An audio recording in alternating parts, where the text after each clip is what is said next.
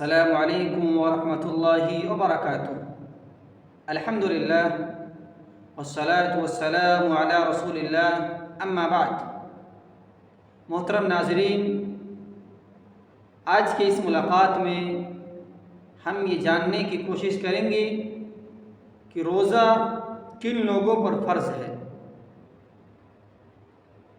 تو اس سلسلے میں ہمیں اور آپ کو 5 چیزوں کو ذہن میں رکھنی چاہیے۔ 5 ایسے شروط ہیں جن کا پایا جانا ضروری ہے، تبھی جا کر کے انسان روزہ رکھ سکتا ہے۔ سب سے پہلی شرط یہ ہے روزہ رکھنے کے لیے کہ وہ انسان مسلمان ہو۔ دوسری شرط عاقل ہو، یعنی عقل رکھنے والا ہو، وہ پاگل نہ ہو۔ اور تیسری شرط کہ وہ بلوغت کی عمر کو پہنچ چکا ہو، وہ بالغ ہو، بچہ نہ ہو۔ اور چوتھی شرط کہ وہ مریض نہ ہو، یعنی وہ صحت مند ہو۔ اور 5ویں شرط یہ ہے کہ وہ مقیم ہو، مسافر نہ ہو، سفر کی حالت میں نہ نکلا ہو۔ اور 6ٹھی شرط جو عورتوں کے لیے ہے کہ عورت اگر ہے تو وہ 6ٹھی شرط اس میں آتی ہے کہ وہ حیض و نفاس سے پاک ہو۔ یہ 6 شروط ہیں جن کا پایا جانا ضروری ہے، اس کے بغیر روزہ نہیں رکھ سکتے۔ اگر کوئی غیر مسلم جس کے پاس ایمان نہیں ہے اگر وہ روزہ رکھتا ہے تو پھر ایسی صورت میں اس کے روزہ رکھنے کا کوئی فائدہ نہیں ہے، اس لیے کہ روزہ رکھنے کے لیے مسلمان ہونا، مسلم ہونا شرط ہے۔ اسی طریقے سے اگر کوئی عقل مند نہیں ہے، جس کو عقل نہیں ہے، کوئی پاگل ہے، کوئی مجنون ہے، وہ بھی روزہ نہیں رکھ سکتا، اس لیے کہ اس کے اوپر شریعت کے احکام نافذ نہیں ہوتے ہیں۔ اسی طریقے سے اگر کوئی بچہ ہے جو ابھی بالغ نہیں ہوا ہے، وہ بھی روزہ نہیں رکھ سکتا، اس لیے کہ اللہ کے نبی صلی اللہ علیہ وسلم کی حدیث ہے کہ 3 لوگوں سے قلم کو اٹھا لیا گیا ہے، یعنی 3 لوگوں پر شریعت کے احکام نافذ نہیں ہوتے۔ اس میں سے ایک انسان جب سویا رہتا ہے تو اس وقت اس سے جو گناہ ہوتے ہیں اس وقت اس پر شریعت کے احکام نافذ نہیں ہوتے ہیں۔ اگر نیند سے بیدار ہو جائے اس کے بعد پھر اس کے اوپر شریعت کے احکام نافذ ہوتے ہیں۔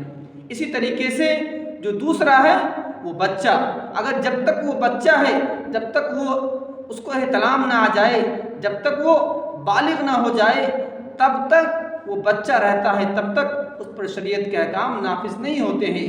اسی طریقے سے کوئی پاگل ہے جس کے پاس عقل نہیں ہے تو اس پر بھی شریعت کے احکام نافذ نہیں ہوتے ہیں۔ تو یہ 3 چیز ذکر کی گئی ہے، اس میں سے 2 ہمارے لیے ہے کہ بالغ اور عاقل کا ہونا ضروری ہے، اس کے بغیر روزہ نہیں رکھ سکتے۔ اگر کوئی بچہ رکھنا چاہے تو رکھ سکتا ہے، کوئی حرج کی بات نہیں ہے، اس لیے کہ اللہ کے نبی صلی اللہ علیہ وسلم کے زمانے میں بھی صحابہ کرام جو تھے وہ اپنے بچے اور بچیوں کو روزہ رکھوایا کرتے تھے۔ بچے اگر روزے کی بھوک کی وجہ سے رونے لگتے تھے تو ان کو کھلونے دے کر کے بہلایا پھسلایا جاتا تھا۔ تو یہ چیز ہے کہ عقل رکھنا ضروری ہے اور بالغ ہونا ضروری ہے۔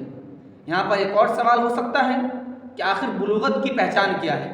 تو یاد رکھیں، بلوغت کی پہچان یہ ہے، کسی بچے کے بالغ ہونے کی علامت اور نشانی یہ ہے کہ اس کو احتلام آ جائے، احتلام کا آنا شروع ہو جائے، زیر ناف یعنی ناف کے نیچے کے بال کا آنا ضروری ہے۔